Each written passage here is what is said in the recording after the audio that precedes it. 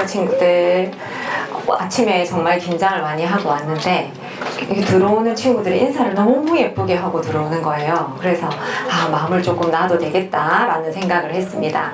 자, 수요일에 바다톡톡 다양한 주제로 친구들이 수업을 많이 했을 텐데 저는 오늘 친구들에게 바다를 통해 본 부산의 역사에 대해서 이야기를 해주려고 합니다. 혹시 제목을 딱 봤더니 오늘 무슨 이야기를 할 것 같다 짐작이 가시는 분? 자, 노란 옷 입은 친구. 역사, 어떤 역사? 부산의 역사. 자, 또 친구요. 바다와 관련된 부산의 역사. 자, 저기 초록색 친구. 조선업에 관련되어 있는 걸 할 것 같다. 자, 저기 검정색 입은 친구 마지막으로. 바다를 통해서 부산의 역사. 그렇죠. 바다를 통해서 보는 부산의 역사에 대해서 한번 알아볼 텐데, 그러면 선생님이 또 질문을 하나 해보겠습니다. 자, 부산 하면 생각나는 것은? 네, 친구. 바다, 또 롯데, 갈매기, 또요, 친구. 네. 해산물, 그리고 보라색 입은 친구. 파도, 그쵸. 오, 감성적입니다. 자, 검정색 옷 입은 친구는? 네. 국밥. 네, 친구. 네. 태종대. 그렇죠. 우리 영도 친구들은 태종대가 나와야 되겠죠. 저기 친구. 해운대. 그죠. 친구들이 이야기해 준 것들 또 좀 이따가 이야기 또 시켜줄게요. 자, 우리가 부산하면 다른 지역에 있는 사람들한테 질문을 했을 때 부산하면 해운대 친구들이 말했던 광안리나 그리고 해양과 관련되어 있는 이렇게 놀이를 할 수 있는 곳, 그리고 바다에서 나는 어떤 것, 해산물, 그쵸, 먹을거리들, 이런 것들이 떠오른다고 얘기하는 사람들이 많이 있고, 부산하면 또 빼놓을 수 없는 게 저기 위에 뭐가 나왔습니까? 어묵이 나왔습니다. 그죠? 어묵은 또 영도에 아주 유명한 어묵 회사가 하나 있지요. 자, 그리고 이렇게 배를 타고 바다를 이용할 수 있는 이런 것들을 부산하면 많은 사람들이 떠올리기도 합니다. 그래서 우리가 부산하면 부산의 바다에 다양한 모습을 볼 수가 있어요. 첫 번째, 어떤 모습을 볼 수 있냐? 자, 뭐 하는 모습입니까? 낚시. 또 옆에 있는 건 뭘까요? 양식장. 맞습니다. 바다에서 물고기를 잡고 그 다음에 양식을 하고, 그리고 왼쪽 거는 혹시 조금 어려운 사진이긴 한데 수산시장. 또 해녀. 오른쪽은 해녀고 왼쪽은 맞아 어판장이라고 합니다. 그래서 먹을거리, 바다에서 나는 먹을거리와 관련되어 있는 곳이 부산에서 볼 수 있는 모습이라면 이거는 어디일까요? 해수욕장입니다. 그쵸? 서핑을 하는 모습. 그래서 부산에서 레저를 즐길 수 있는 모습을 또 볼 수 있습니다. 자, 그렇다면 이 사진은 무엇을 하는 모습이겠습니까? 컨테이너. 컨테이너는 뭐 할 때 사용하지요? 무거운 물건을 옮길 때. 또 자, 손을 들고 이야기해 봅시다. 네, 여기 안경 낀 친구 얘기해 볼까요? 물고기 같은 큰 거 담을 때. 물고기 같은 큰 거를 담을 때. 또 다른 친구, 저기 뒤에 친구.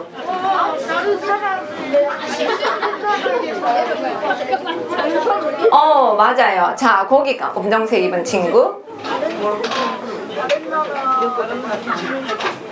맞습니다. 이 컨테이너에는 우리나라의 물건을 담아서 다른 나라로 보내거나 다른 나라의 물건을 우리나라로 들고 들어올 때 저 컨테이너에 담아서 무역을 할 때 사용하는 곳이고, 우리 부산에는 부산신항을 비롯해서 이렇게 컨테이너 무역항이 몇 군데 있지요. 오른쪽 사진은 그러면 어딜까요? 제일 뒤에 친구. 맞습니다. 크루즈입니다. 혹시 우리 부산은 크루즈 배가 어디로 들어오는지 아십니까? 부산항? 해운대? 자, 저기 검정색 친구는?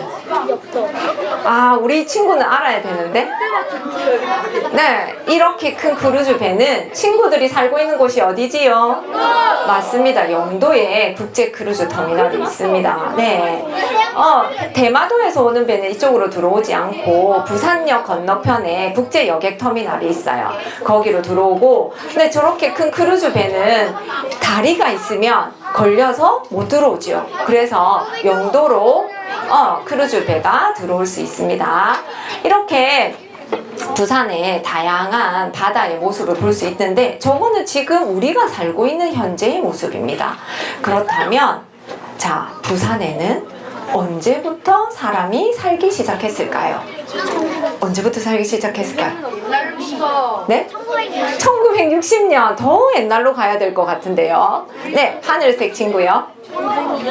신석기 시대. 신석기 시대. 아, 과연. 자, 노란색 옷 입은 친구. 1930년. 자, 친구가 가장 근접하기는 했는데 힌트를 드리겠습니다. 짠. 자, 이거는 구석기 시대.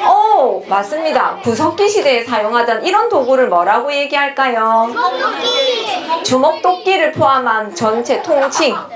우리가 떼어내서 쓴다 해서 무슨 석기? 뗀석기. 뗀석기라고 부르지요. 이 뗀석기를 사용하던, 자 봅시다. 뗀석기를 사용하던 구석기 인류가 우리 부산에 처음으로 자리를 잡아서 살기 시작했답니다.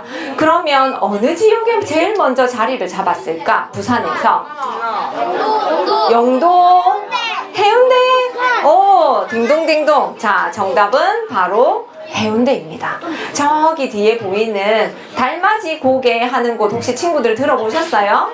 네, 부산에는 저 해운대에 달맞이 고개가 있는데 거기 밑에 좌동, 중동이라고 하는, 지금은 아파트 단지가 엄청 많이 들어와 있지만 그 동네 아파트를 짓기 위해서 공사를 하다가 유적지가 발견이 된 거예요. 그런데 거기에 봤더니 구석기 시대에 사람들이 살았던 그 도구들이, 사용했던 도구들이 발견이 된 것이죠. 그런데 구석기 시대는 지금의 시대와 좀 달랐어요. 여기 지금 지도 한번 볼까요? 제일 밑에 보면 해운대 자동, 중동, 그 다음에 청사포, 지금 해안열차가 다니는 청사포, 지사동, 이렇게 유적지에 구석기 유적지가 발견이 됐습니다. 자, 그런데 왼쪽 지도 한번 보세요. 지금의 모습과 뭐가 다를까요? 면적. 땅의 면적이 좀 다르죠. 지금은 우리는 남해랑 황해가 다 무엇으로 되어 있습니까? 지금은 바다로 되어 있어요. 그런데 이때 구석기인들이 살았던 시대에는 여기가 해수면이 지금보다 훨씬 낮아서 어디까지 걸어갈 수 있었습니까? 지금 지도에 보면 맞아요. 일본까지 걸어 다녔어요.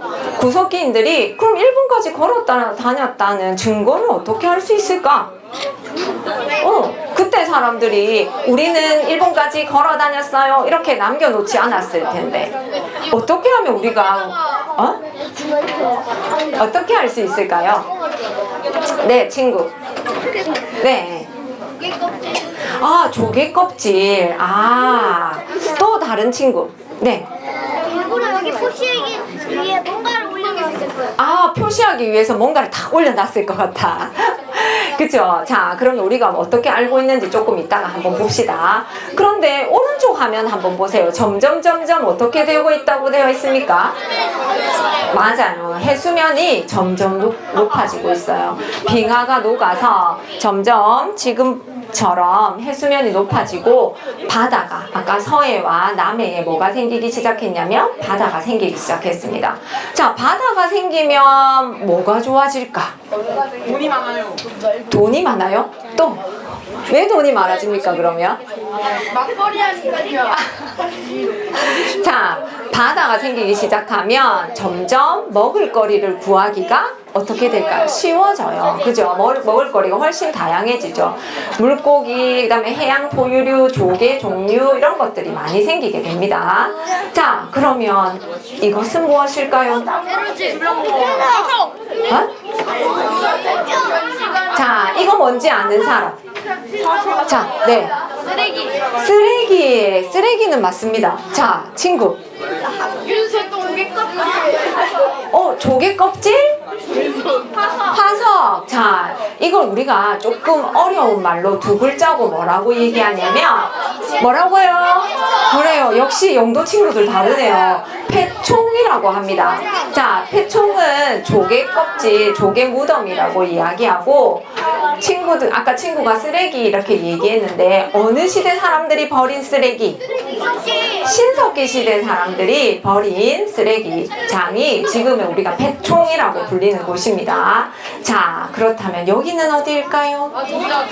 여기 사진 딱 보면 친구들 알아야 되는데. 태종대요. 태종대. 하리. 거기에 뭐가 있습니까? 배도 있고 또 뭐가 있을까요? 저기 뒤에 친구 뭐가 있을까요? 맞아요. 여기에는 옆에 해양대학교가 있고 해양대학교가 들어가는 입구에 폐총 전시관이 있죠. 동상도 폐총 전시관. 그리고 여기는 폐총들이 나왔던 신석기 유적지입니다. 영도에는 굉장히 유명한 신석기 유적지가 두 군데 있어요. 하나는 동삼동 유적지, 하나는 영선동 유적지, 이렇게 두 군데가 폐총 유적지가 있습니다. 자, 여기서 나온 것이 친구들 알고 있죠? 이거는 뭘까요? 그렇지, 조개 가면이라고 불리는 것입니다.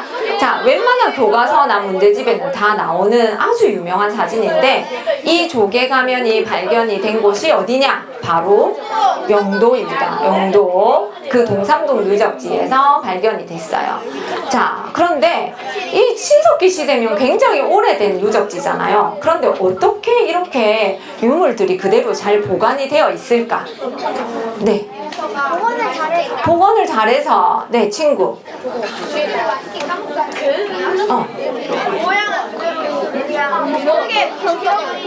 네.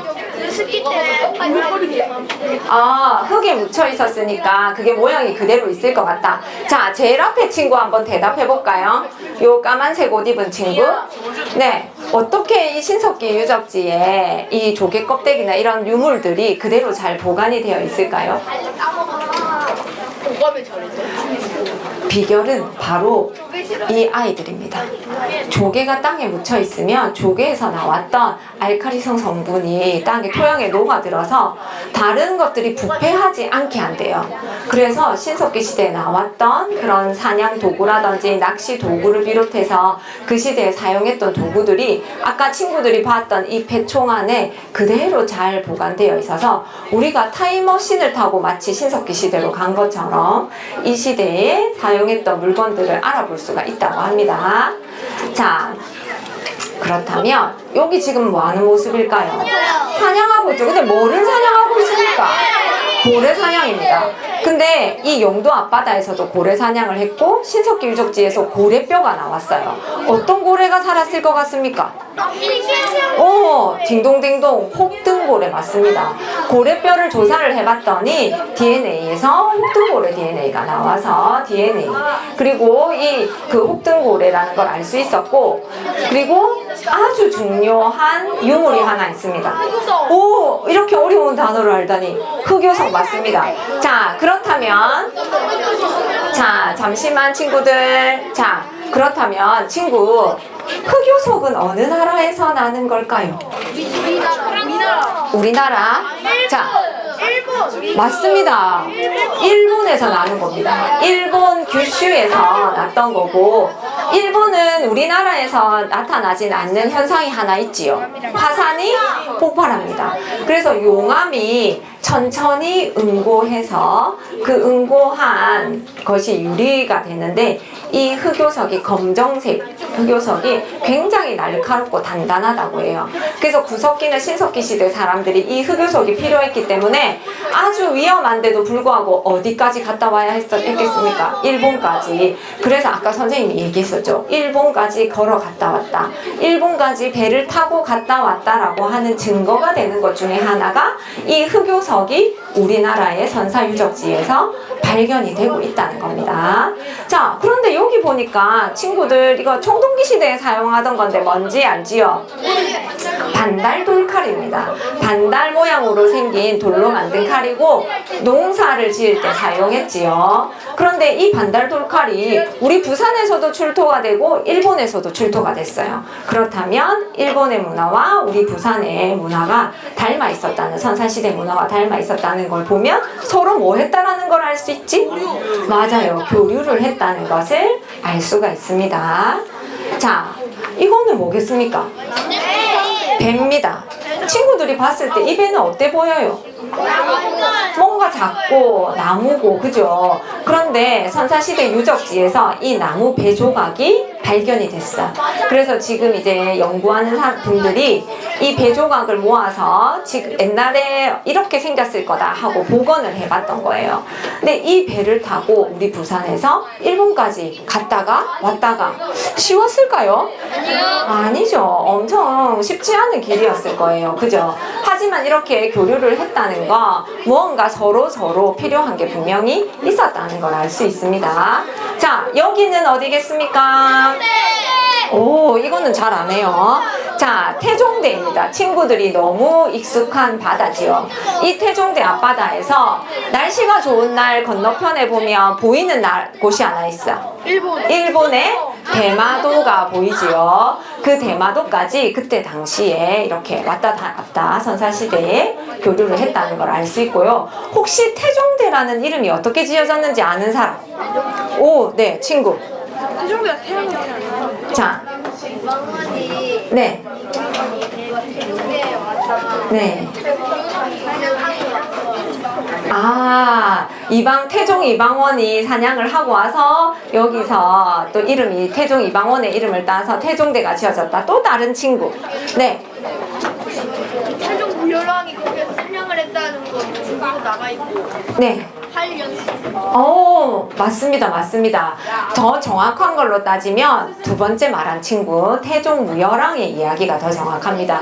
이유는 뭐냐면 그 태종과 관련되어 있는 기록이 고려시대 동사강목이라고 하는 책에 기록이 되어 있어요. 그런데 이방원은 훨씬 그 이후에 조선시대 사람이기 때문에 아마 신라시대의 기록이 더 맞을 것 같습니다. 이렇게 사람의 이름을 따서 지명이 생기는 것처럼 우리 부산에 또 지명이 생긴 곳이 하나 있어요. 여기는 선생님이 이름을 따로 남기지 않지만 딱 보면 알 수 있는 어느 바다일까요? 해운대 바다입니다. 그러면 해운대 바다는 왜 해운대라는 이름이 지어졌을까요? 여기는 신라시대에 여기 보면 지금 돌에 이름이 새겨져 있죠. 동백섬에 가면 이렇게 최치원이라고 하는 분의 동상이 세워져 있습니다. 이 최치원이 부산에 왔다가 해운대의 풍광에 반해서 자기가 어렸을 때 불리던 이름인 해운이라는 이름을 따서 해운대라고 이렇게 석각을 남겨놓고 갔어요. 그래서 지금 우리가 알고 있는 해운대라는 이름이 불리게 되었다고 합니다. 자, 그렇다면 좀 어려운 사진이 하나 또 나왔습니다. 뭐 하는 곳일 것 같아요? 농사. 농사 아닙니다. 공사 아닙니다. 네. 아닙니다. 힌트는 바다에서 나는 먹거리 중에 하나입니다. 네, 사람이 이거 없으면은 안 돼. 물고기 아닙니다. 네, 딩동댕동 소금입니다. 자, 그러면 지금 소금은 어느 지역에서 많이 나는지 아시는 분? 포항? 아니고 어디? 바다 중에서 자, 어디요? 전라도 우리 서해안 지역에서 바다에서 그 소금이 많이 납니다. 그런데 여기는 어디냐면 친구들 명지라고 들어봤지요? 네, 그 명지에 삼국시대부터 이 명지 염전, 자염전이라고 해서 염전이 있었대요. 조선시대까지도 엄청 활발하게 소금이 생산되었고, 저 오른쪽에 지도가 김정호라고 들어봤어요? 무슨 지도 만들었지요? 그렇지, 대동여지도 만든 김정호의 지도인데 거기에도 명지 염전이 표시될 정도로 굉장히 유명한 염전이 삼국시대부터 있었다고 합니다. 자, 그러면 퀴즈가 나왔습니다. 부산 시민의 날은 언제일까요? 네. 땡. 자. 1월 1일. 땡. 1월 1일. 언제일까요? 네. 자, 힌트는 10월입니다. 네. 10월 24일 밑으로. 10월 1일부터 31일까지. 하나죠. 네. 10월 12일? 아닙니다. 자, 10m입니다. 네. 오, 딩동댕. 어떻게 알았죠? 자, 그러면 왜 10월 5일을 부산 시민의 날이라고 정했을까? 힌트는 우리 부산에 조선시대에 엄청나게 큰 일을 겪게 됩니다. 자, 무슨 일을 겪게 됐을까요? 네. 그렇지, 임진왜란입니다. 자, 그러면 임진왜란은 우리 부산만의 일은 사실 아니었을 거예요. 그런데 일본군이 제일 처음으로 쳐들어온 곳이 어디였을까요? 부산입니다. 그래서 우리 부산 진성이 함락이 되고 동래읍성까지 다 함락이 되면서 부산이 임진왜란 때 공격을 받게 됐었죠. 자, 그런데 10월 5일을 부산 시민의 날로 정한 이유는 따로 있습니다. 자, 여기는 어디일까요? 자, 저기 친구들 보면 지금 부산포, 친구들이 잘 아는 절용도, 절용도는 지금의 어디지요? 영도입니다. 그리고 여기 초량, 그리고 장님, 그 다음에 화중금이라고 하는 것은 지금의 모른대 쪽입니다. 다대포. 이쪽 지역에 무슨 일이 있었길래 10월 5일을 부산 시민의 날로 정했을까? 네. 네, 친구. 네. 아, 저 또 다른 친구. 네. 임진왜란이 일어났지요. 자, 임진왜란에서 너희들이 알고 있는 아주 유명한 전투 뭐가 있습니까? 네. 하객진을 사용했던 전투는? 네. 그렇죠. 한산도 대첩입니다. 그 한산도 대첩이 일어나고 나서 일본군들이 피해 있었던 곳이 있었어요. 거기가 어디였냐면 이 부산포 앞바다였습니다. 그런데 이제 이순신 장군이 이렇게 둘 순 없다. 우리가 저 일본군들을 모두 다 몰아내야겠다 하고 4차로 들어왔던 곳이 이 장림포로 들어와서 부산포까지 공격해서 들어옵니다. 자, 여기 지금 예전에 영도와 여기 지금 남포, 부산포를 중심으로 해서 일본군과 조선군이 싸우는 모습이에요. 그래서 임진왜란이 일어났을 때 이 부산포 해전은 우리 부산에서 일어난 엄청나게 큰 전투임에도 불구하고 부산에 있는 학생들이 사실 부산포 해전을 잘 몰라요. 막 한산도, 대첩, 노량 뭐 이런 건 다 알지만 부산포 해전 들어본 적 없는데요. 이런 친구들이 훨씬 많거든요. 근데 이 부산포 해전은 이순신 장군이 자기에게는 굉장히 냉정하셨던 분임에도 불구하고 이 전투는 내 스스로 생각해도 정말 잘 싸웠어 라고 하셨던 전투가 바로 부산포 해전이었습니다. 그래서 이 부산포 해전을 승리했던 날을 기념해서 음력으로는 9월 1일 1592년 9월 1일이었고 양력으로 10월 5일이었는데 그날을 기념해서 부산 시민의 날이라고 했습니다. 그래서 우리 이번에 북항이라고 하는 곳이 개발되면서 거기 도로가 만들어졌는데 그 도로의 이름이 이순신 대로라는 이름이 붙여졌어요. 그래서 부산포 해전에서 승리한 걸 기념하기 위해서지요. 자, 그런데 임진왜란이 7년간의 전쟁이 끝났어요. 그러고 나서 일본과 우리와의 관계는 어땠을까요? 멀어졌겠죠, 당연히. 그런데 전쟁 기간에 우리나라에서 많은 사람이 도로로 끌려갔을 거예요. 근데 일본에서 도쿠가와 이에야스라는 사람이 도요토미 히데요시 다음으로 정권을 잡게 됐어요. 근데 이 사람이 뭐라고 얘기하냐면 조선과 전쟁이 끝나고 나서 우리는 조선하고 어떻게 지내고 싶다, 친하게 지내고 싶다, 사이좋게 지내고 싶다 라고 손을 내밀었어요.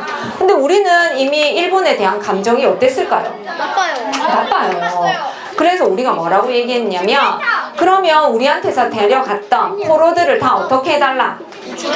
대로 돌려달라. 그러면 그 풀어주는 조건으로 서로 믿음으로 통한다 해서 끝에 뭐라고 적혀 있습니까?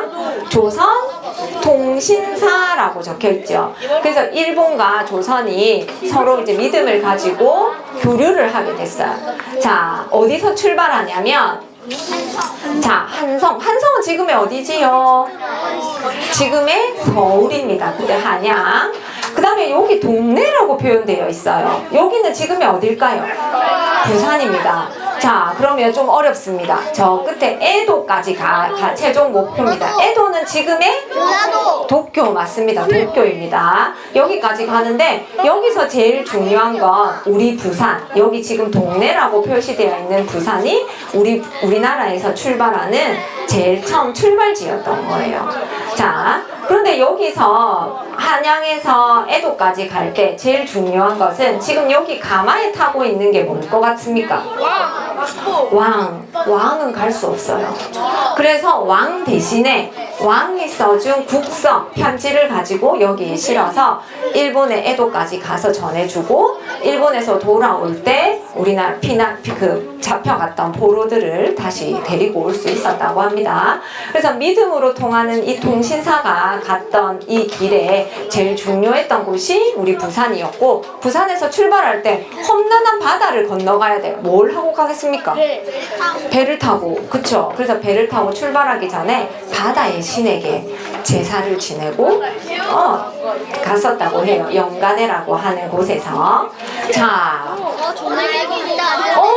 자, 역시 영도 친구들 보자마자 조내기 고구마를 알고 있네요.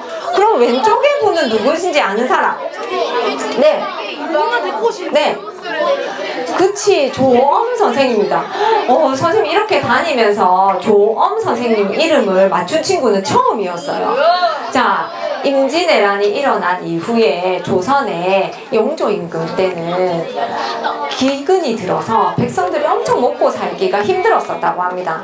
그래서 이 조엄이 조선통신사의 정사로 일본에 갔다가 보게 됐던 작물이 뭐였다? 고구마였습니다. 자, 그런데 선생님이 부산의 바다를 얘기하면서 왜 고구마를 이야기하냐?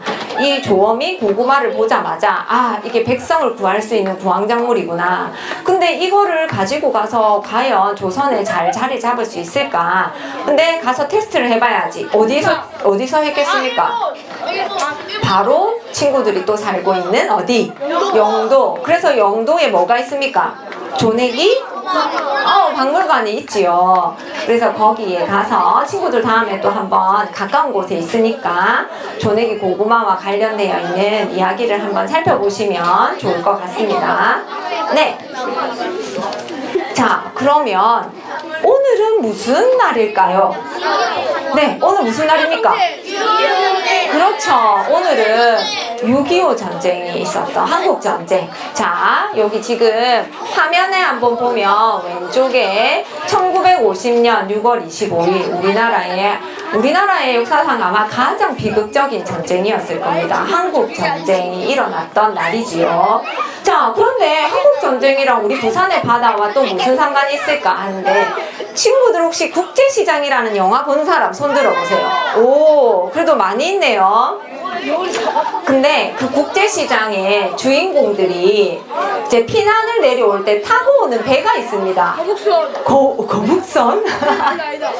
자, 오른쪽에 보면 저기 뒤에 있는 배인데 메러디스 빅토리호라고 하는 배입니다. 이 배는 기네스북에 등재되어 있어요. 자, 왜 기네스북에 등재되어 있을까? 네, 친구. 무기를 다 버리고 시민들을 태워서. 오, 맞습니다. 저 배가 원래라면 미군의 군사함이었어요. 그래서 저기에 승선 인원이 60명인데 이미 거기 배를 움직이기 위해서 필요한 인원들이 다 타서 사람을 구출해서 가서 태울 수 있는 인원은 13명밖에 없었대요. 그런데 이미 지금 그 밑에는 엄청나게 많은 수만 명의 사람들이 서가지고 있는데 저 사람들을 버리고 갈 수는 없잖아요. 그런데 그때 통역사로 있었던 현봉학이라고 하는 분이 사람들을 버리고 갈 수는 없다. 이왕이면 우리 저 다 구출해서 갈 수 있는 방법이 없을까 했는데, 선장님이 그럼 우리가 배 안에 있는 무기들이나 군수 물자들을 싹 다 버리고 사람을 태우자 해서 몇 명을 태워갔냐면 14,000명을 그 배에 태웠습니다. 원래 몇 명 태울 수 있다 했습니까? 13명밖에 못 태운다고 했던 배에 14,000명이라는 사람을 태웠는데, 그 배가 출발해서 도착한 곳이 처음에 부산이었어요. 근데 그 영화에서 보면 부산에 온다고 되어 있는데 사실 그 영화가 조금 잘못됐어. 왜냐하면 부산 부산에 도착했지만 닷을 내렸다가 사람들은 내리지 못하고 바로 어디로 가냐면 거제도로 갑니다. 왜 부산으로 내려오지 못했냐면 부산은 이미 유엔군이 들어오고 있었고 군수물자들이 들어오고 있었기 때문에 부산에 그 많은 사람들이 내릴 수가 없었대요. 그래서 거제도로 가기는 했는데 그 배가 도착했을 때 그 14,000명의 사람들이 어떻게 됐을까요? 무사히 그 사람들도 다 도착했고 그 배 안에서 아이가 몇 명 태어났냐면 5명이 태어났대요. 그래서 오히려 인구가 더 불었어. 근데 거기서 태어난 걸 기념을 한다 해서 이름을 지어줬는데 5명한테 김치 어떻게 붙였다고? 1, 2, 3, 4, 5 해서 김치 1, 김치 5까지가 있었대요. 그래서 그 아이들이 잘 자라서 다행히. 자, 그런데 그 영화에서 보면 국제시장 영화에서 보면 이제 피난민들이 내려와서 부산으로도 엄청나게 많은 피난민들이 내려왔어요. 이 부산이라는 곳이 항구가 있던 곳이었었고 군수물자가 들어오고 많은 피난민들이 자리 잡으면서 다른 지역에서는 볼 수 없는 특별한 주택의 구조들도 볼 수 있죠. 자, 오른쪽의 사진은 무슨 사진일까요? 유한순. 영도 대교에, 그쵸, 영도 대교에서 이제 흩어졌던 이산가족들이 거기서 만나기로 했는데 이 부산 지역에 가슴 아픈 역사를 담고 있는 곳도 이 영도의 바다입니다. 자, 지금 우리가 간단하게 선사시대부터 시작해서 지금 6.25 전쟁이 일어나기 전까지의 부산의 바다에서 일어났던 일을 중요한 사건들만 간단하게 한번 친구들이랑 살펴봤어요. 근데 지금 우리 현재 부산에 발전되고 있는 모습이고 사실 부산이라는 곳은 대륙이 제일 끝나는 자리입니다. 그리고 외국 다른 지역에서 들어올 때는 대륙이 시작하는 자리이기도 합니다. 근데 반대로 얘기하면 바닷길로 나가는 제일 첫 번째 지역이기도 한 거죠. 그런데 앞으로는 바다를 넘어 북극항로까지도 개발이 되어진다고 하거든요. 그래서 이 멋진 대륙의 끝에서 바다를 시작하는 이 부산 지역에 살고 있는 우리 청학초등학교의 친구들은 부산 지역을 바탕으로 해서 그리고 바다를 넘어서서 바다를 끼고 멋진 일을 할 수 있는 훌륭한 친구들이 되면 좋을 것 같습니다. 오늘 부산의 바다의 역사에 대해서 아주 짧게 알아보았는데 아마 도서관에 가면 그 시대와 관련되어 있는 재미있는 책들이 많이 있을 거예요.